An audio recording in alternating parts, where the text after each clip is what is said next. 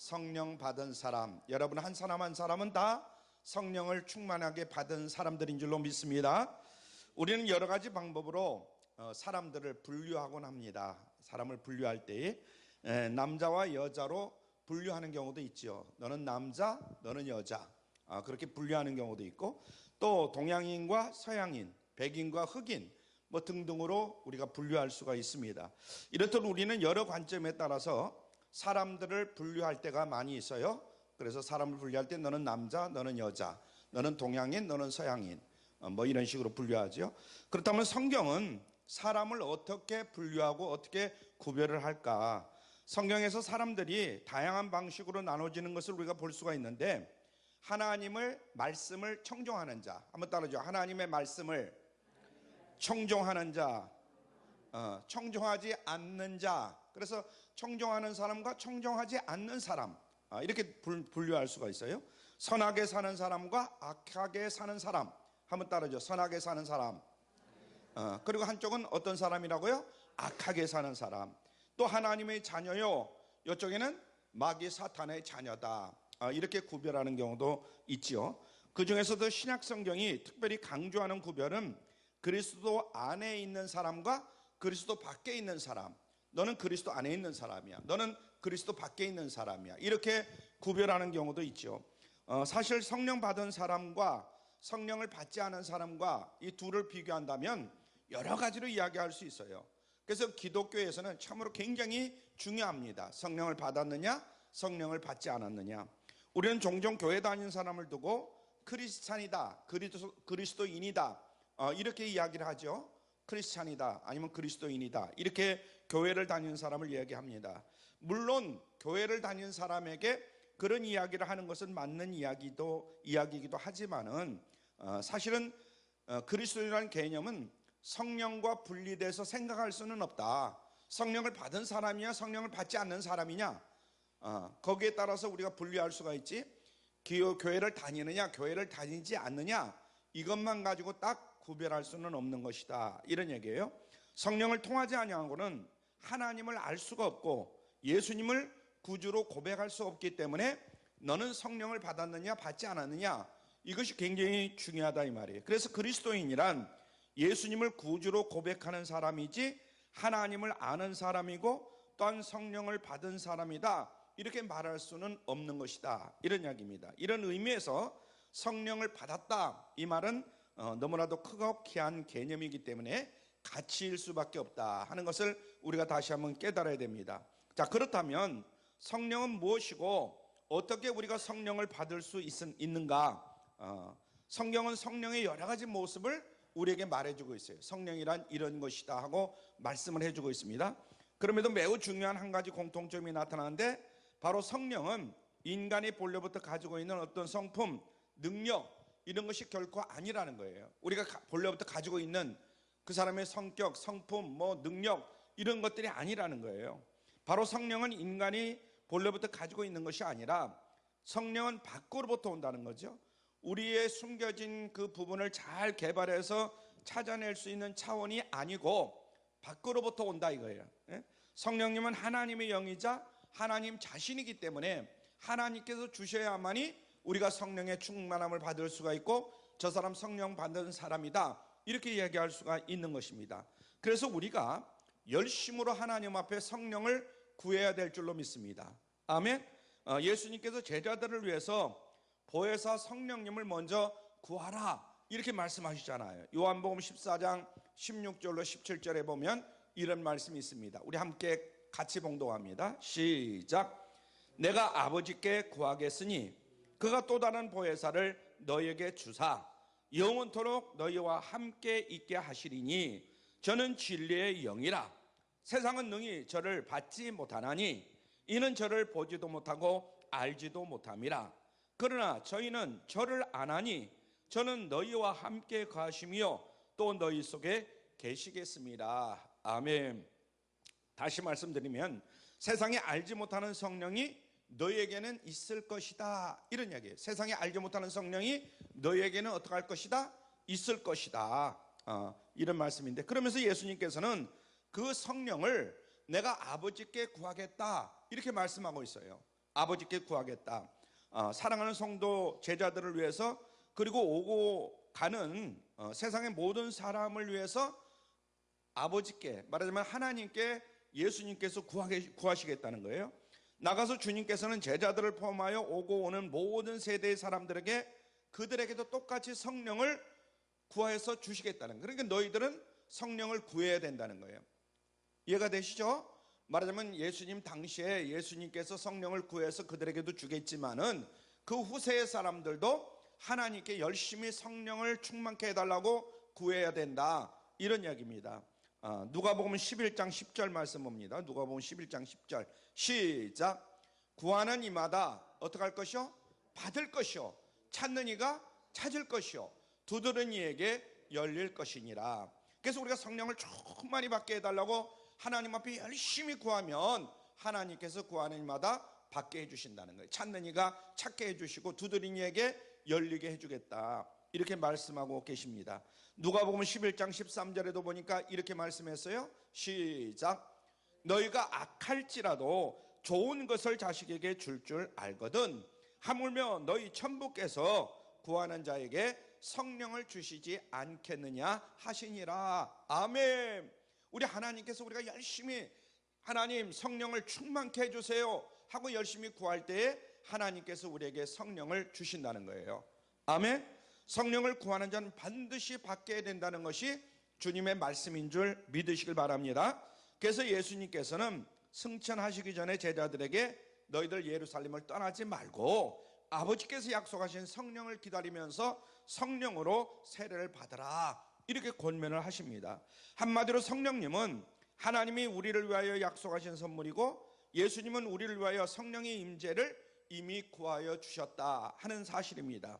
그래서 우리는 주님께 성령을 충만케 해달라, 아니면 성령을 받게 해달라, 이렇게 구하기만 하면 우리는 얼마든지 성령을 충만히 받을 수 있고 성령을 구하면 구하게 되는 줄로 믿으시길 바랍니다.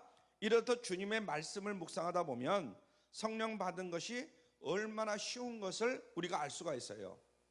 그죠? 성령을 하나님께 구하기만 하면 하나님은 우리에게 성령을 주신다고 그랬어요. 아멘. 그러니까 얼마든지 쉽게 우리는 받을 수가 있다, 이런 얘기예요. 그래서 어려운 일 같이 우리가 보일 수 있지만은 어렵지 않다, 성령 받는 것은. 자, 그럼에도 성령 강림주일이 되어서 함께 예배를 드릴 때마다 우리는 나름대로의 부담감을 가질 수밖에 없습니다. 성령 강림의 말을 여러분들이 들을 때에 과연 나도 성령을 받은 사람인가, 이런 생각을 가질 수가 있는 것이죠. 그렇죠? 오늘 여러분들이 열심히 교회에는 나왔지만은 오늘 이 시간 이 말씀을 받을 때 과연 나는 성령을 받은 사람인가, 이런 생각을 가질 수가 있는 것이죠. 그래서 여러분 각자가 마음속으로 한번 대답을 해보시길 바랍니다. 제가 질문할 때 과연 여러분들은 성령을 받으셨습니까? 확신하십니까? 그 근거는 뭡니까? 만일 아니라면 그 이유는 무엇인가? 여러분들이 한번 생각해 봐요. 성도들 중에 많은 사람들이 나는 성령을 받지를 못했다, 이런 생각을 하면서 힘겹게 신앙생활하는 사람들을 종종 우리가 만날 수가 있습니다.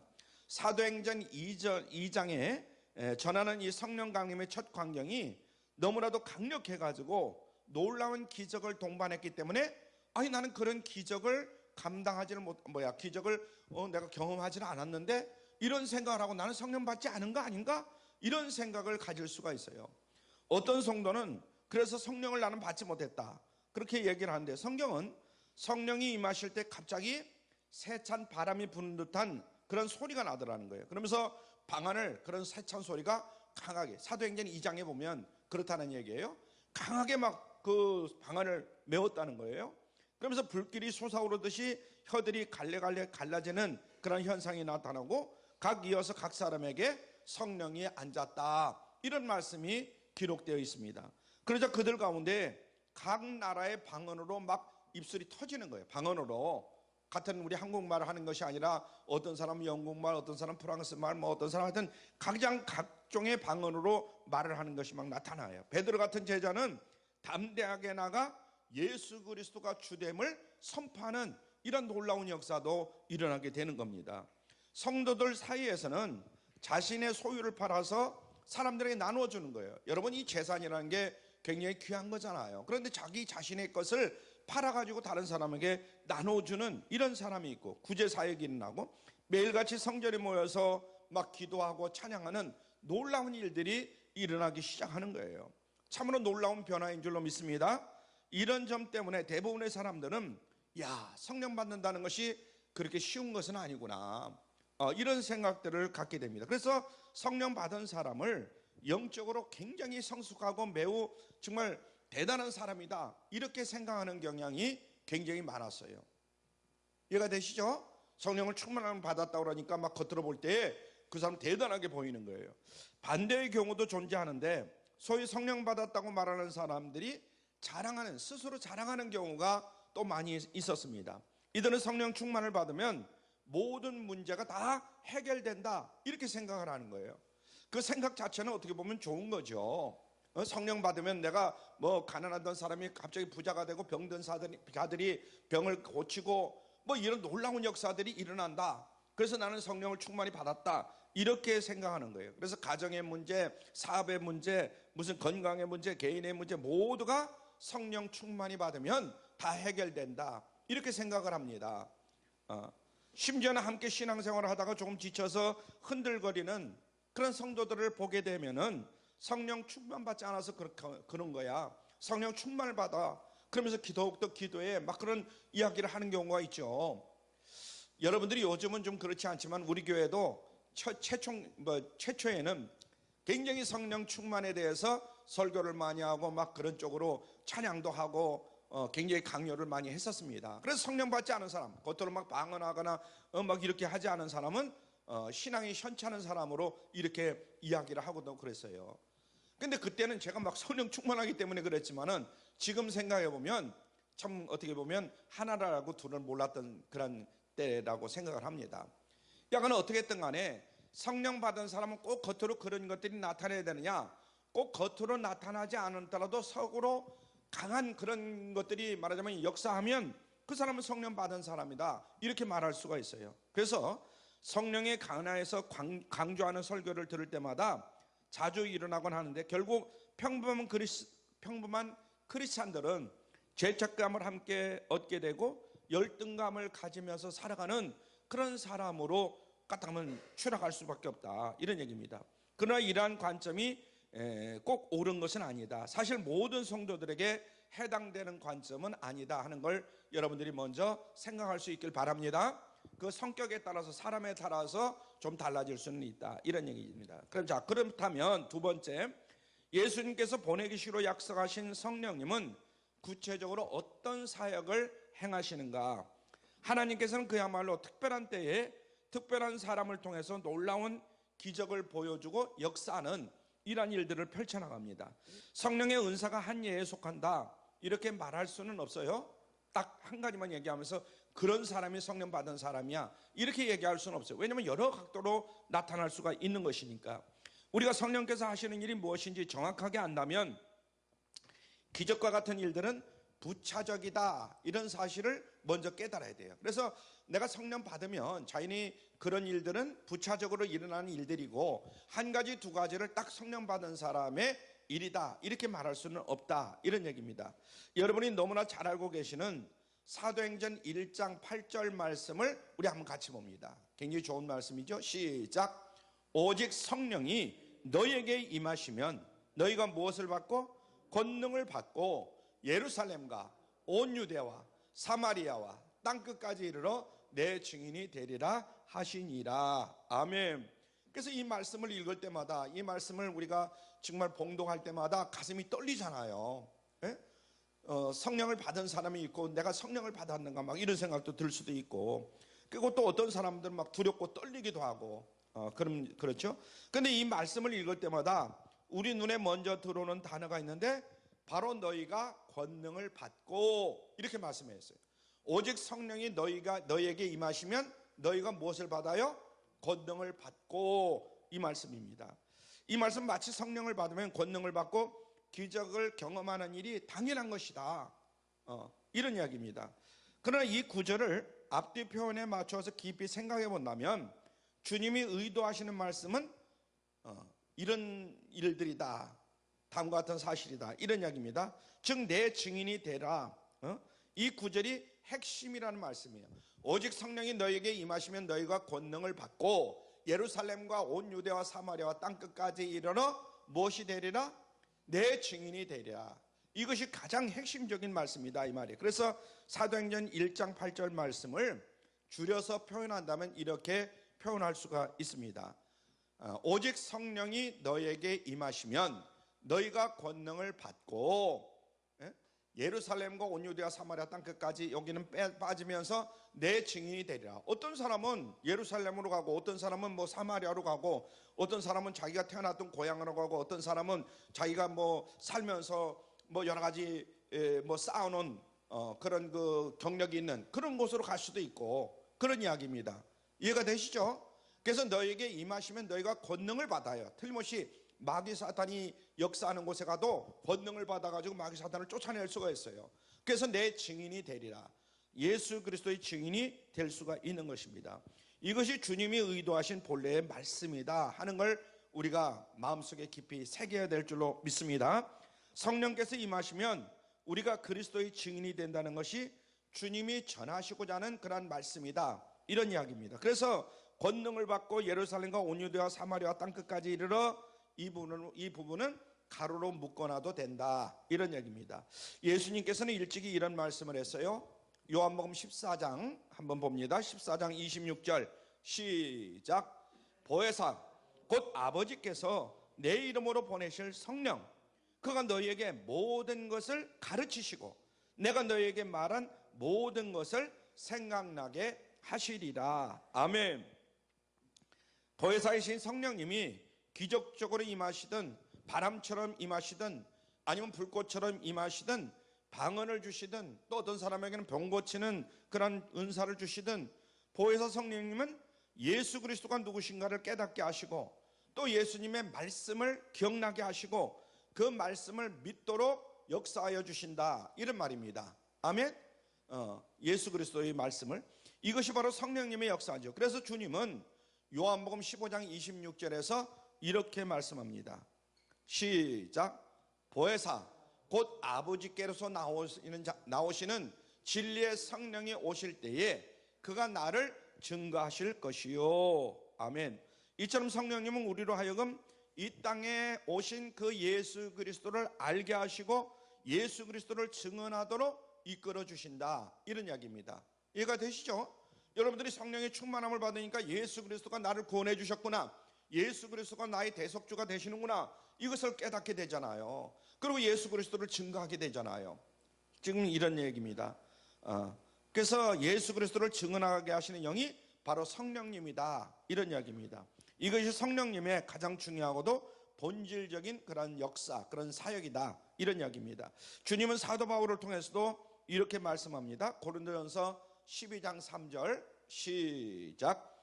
그러므로 내가 너희에게 알게 하노니 하나님의 영으로 말하는 자는 누구든지 예수를 저주할 자라 하지 않고 또 성령으로 아니하고는 누구든지 예수를 주시라 할 수 없느니라. 아멘. 이 말씀 마음속에 잘 새겨 놓으시길 바라고, 그래서 세 번째로 성령님은 예수 그리스도를 주로 고백하게 하시고 또 교회를 세워나가십니다. 사랑하는 성도 여러분, 다시 한번 묻고 싶습니다. 여러분 성령 충만을 받으셨습니까?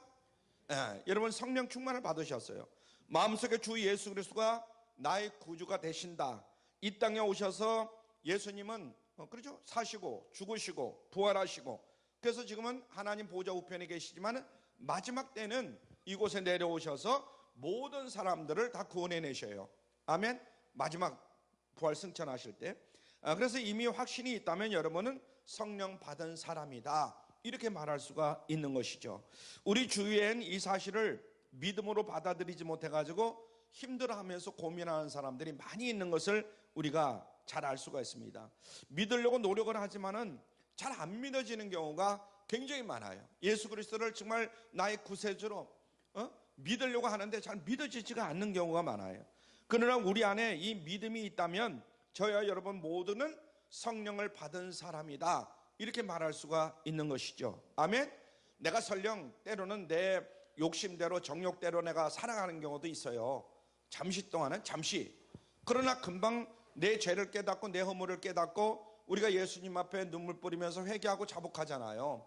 그러면 여러분들은 성령 받은 사람들이에요. 아멘. 성령을 받은 사람들이다 이 말이에요. 이 자리에 나와서 예배 드릴 수 있다는 것이 예수 그리스도를 구주로 고백하기 때문에 이 자리에 나와서 예배를 드리는 줄로 믿습니다. 오늘 복되고 거룩한 주일이지만은 다른 곳으로 갈 수 있잖아요. 놀러 가고 뭐하고 뭐 세상 사람들처럼. 근데 여러분들은 이 성전으로 오셨잖아요. 그래서 여러분들은 어떻게 보면 성령을 받은 사람들이다, 성령 충만한 사람들이다, 이렇게 말할 수가 있어요. 그러므로 여러분 위로받으시길 바랍니다. 여러분은 성령 받은 사람입니다.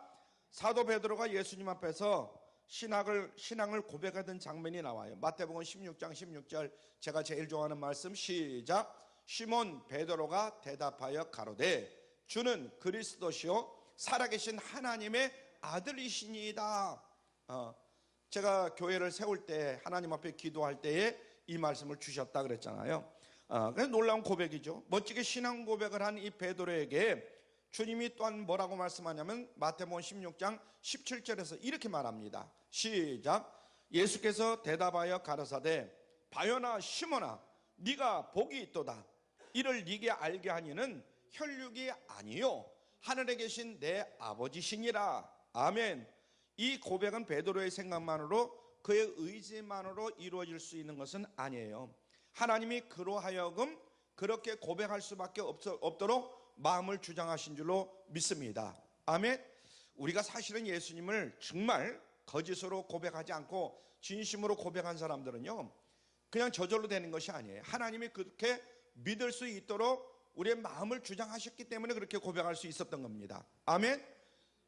그거 굉장히 중요해요. 그리고 만약 경우 삶의 여러 가지로 피폐해가지고 아니면 삶에 열심히 하다 보니까 잠시 잊은 것 같아도 그러나 그런 사람들은 절대로 하나님이 버려두지 않아요. 언젠가는 다시 그를 붙들고 다시 하나님 앞에 나오도록 인도하실 줄로 믿으시길 바랍니다. 저는 그것을 지금에서 뭐 정말 뭐라고 깨달았다고 그러면 좀 이상하지만은 새롭게 깨달은 거죠. 우리가 인생을 살다 보면 잠깐 하나님을 거역하고 하나님을 거역했다면 좀 이상해요. 하여튼 하나님의 말씀을 거역하고 세상 길로 나갈 수 있어요. 잠시 동안은. 왜냐면 자기 유익 때문에. 그런데 다시 회개하고 돌아오잖아요. 하나님은 절대로 그를 놓치지 않아요. 그래서 마태복음 16장 18절 말씀 봅니다. 시작. 너는 베드로라. 내가 이 반석 위에 내 교회를 세우리니 음부의 권세가 이기지 못하리라. 아멘. 그리고 주님께서는 주는 그리스도시요 살아계신 하나님의 아들이시니다. 이 고백 위에 내 교회를 세우겠다. 이렇게 말씀을 하셔요. 내 교회를 세우겠다. 성령의 능력 안에서 예수 그리스도를 주님으로 고백하는 자들이 생겨나고 이들과 함께 모여서 교회를 세워나가게 되는 것이죠. 그래서 교회는 성령의 역사하심으로 이 땅에 태어난 줄로 믿습니다. 우리가 사실은 이런 건물이 있는 교회만 꼭 교회라고 하지 아니하고 두세 사람이 내 이름으로 모인 것에 나도 그들과 함께 하겠다고 그랬잖아요. 그게 사실은 두세 사람이 모이면 그것이 교회가 될 수가 있는 거예요. 이해가 되시죠? 그래서 교회는 뭐 우리가 생각할 때 막 건물이 있고 뭐고 해야 그게 진정한 교회다 이렇게 말할 수는 있겠지만 꼭 그런 것은 아니다. 두세 사람만 모여도 그게 교회고 무리라 이렇게 얘기할 수가 있는 것이죠. 이해가 되시죠? 제가 교회를 졌기 때문에 그때는 교회가 있어야만 정말 막 이렇게 이야기를 했는데 성경을 자세히 읽어보면 그렇지는 않아요. 꼭 그런 건 아니에요. 우리가 예배드리기 위해서 건물도 필요하고 장소도 필요하고 그런 것 뿐이지. 그렇다고 요즘처럼 뭐 교회를 나오지 아니하고 집에서 인터넷으로 뭐 예배나 드리고 이것은 저는 또 그렇게 좋게 보진 않아요. 잠시는 그럴 수가 있겠죠. 여러 가지 상황에 따라서. 그러나 계속 그런다면 그것은 좀 문제가 있다 이렇게 볼 수 있어요. 약간 성령의 능력 안에서 예수 그리스도를 주님으로 고백하는 자들이 생겨나고 이들이 함께 모여서 이제 교회를 세워나가는 거죠. 그래서 교회는 성령의 역사하심으로 이 땅에 태어납니다. 이런 관점에서 성령의 본질적인 사역은 예수 그리스도를 증언하는 일인 줄로 믿습니다. 이 일을 위해서 성령의 열매와 은사가 사용되어진다, 이런 이야기입니다.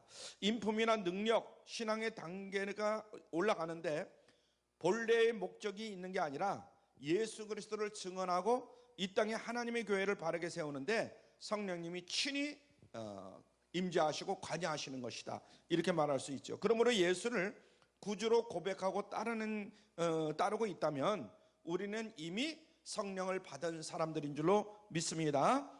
각종 성령의 은사와 열매가 이 일에 봉사를 하는 거죠.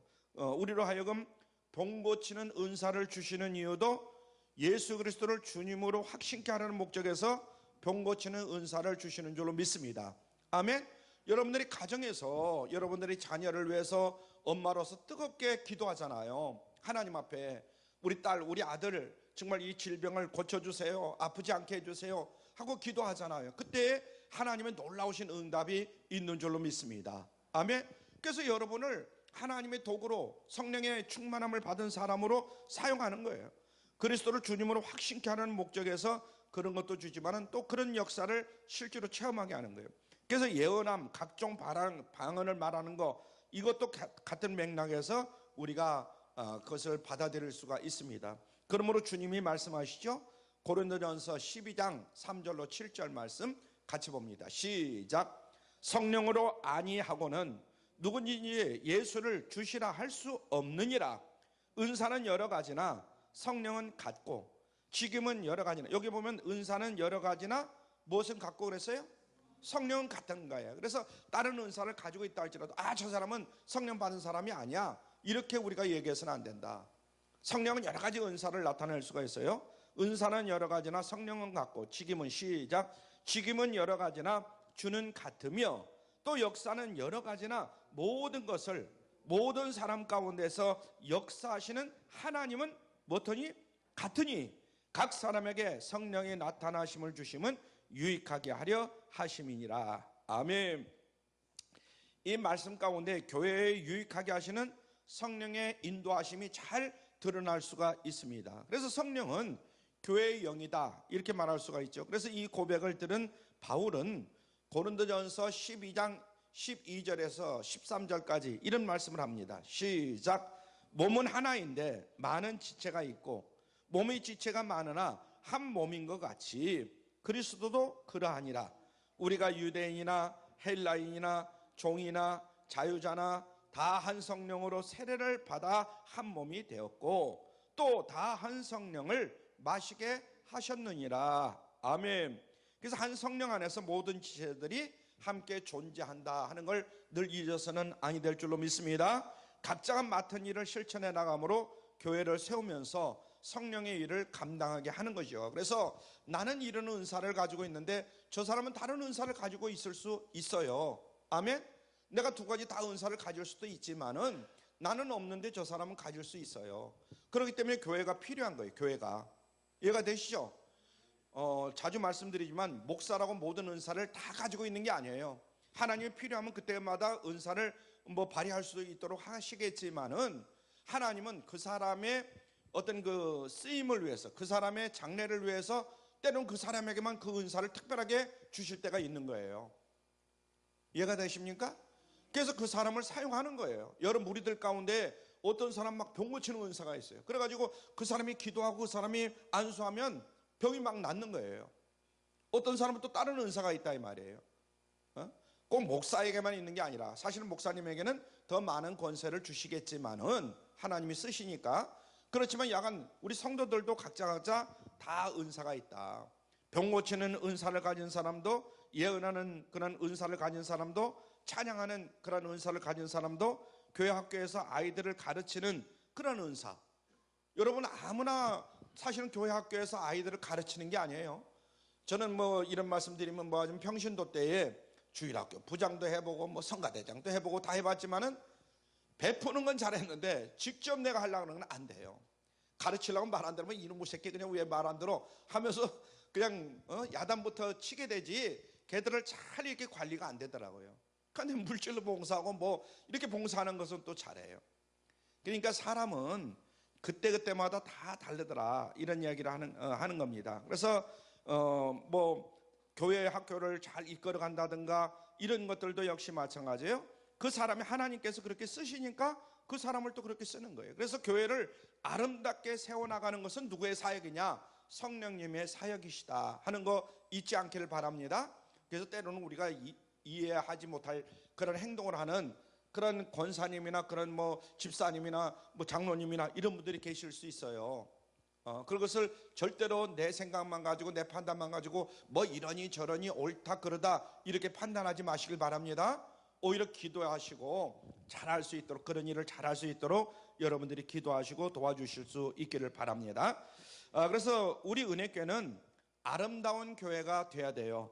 그래서 모든 직분자들과 봉사자들이 성령 받은 사람인 것을 여러분들이 꼭 기억을 하시고 각자의 자리를 여러분 스스로 지키시면서 그리스도의 하나 되심을 증언할 때에 하나님의 놀라운 역사들이 이것저것에서 나타나게 될 줄로 믿습니다. 비단 교회에서뿐만 아니라 우리 개신교회는 세상에서의 삶의 자리도 하나님께서 허락하신 소명이다 이렇게 생각을 하세요. 그래서 여러분들이 가정에 있든 직장에 있든 사업장에 있든 그것이 하나님의 영광을 드러낼 수 있는 귀하고 복된 자리다, 이것을 늘 잊지 말라 이 말이에요. 그곳에서도 하나님의 영광을 위해서 여러분들이 애쓰고 힘쓸 수 있기를 바랍니다. 아이고 뭐 하나님이 알아, 누가 알아 뭐 그러면서 그냥 세상 사람들처럼 똑같이 행동해서는 아니 될 줄로 믿습니다. 야간 우리는 만인 제사장이다 하는 의식을 늘 가지고 살아야 돼요. 한번 따르죠. 나는 만인 제사장이다. 만인 제사장이. 그러므로 교회 안에서만 갇혀 계시지 않는 이 성령님을 따라서 우리 자신을 언제든지 열고 또 세상 속에서 그리스도를 증언하는 일을 여러분들이 잘 감당할 수 있기를 주님의 이름으로 축원합니다. 사랑하는 성도 여러분, 오늘 여러분들이 뭐 다른 것은 다 기억하지 못하더라도 이 한 가지만은 꼭 기억해야 돼요. 예수 그리스도께서 우리의 구주가 되심을 여러분들이 믿을 수 있기를 바랍니다. 아멘. 이 믿음만 있으면 여러분은 이미 성령을 받은 사람이다. 예수님은 나의 구주가 되신다. 예수님이 나를 구원하시기 위해서 십자가에 못 박혀 돌아가셨다. 이것이 확실히 믿어지기만 하면 우리는 성령을 받은 사람들이에요.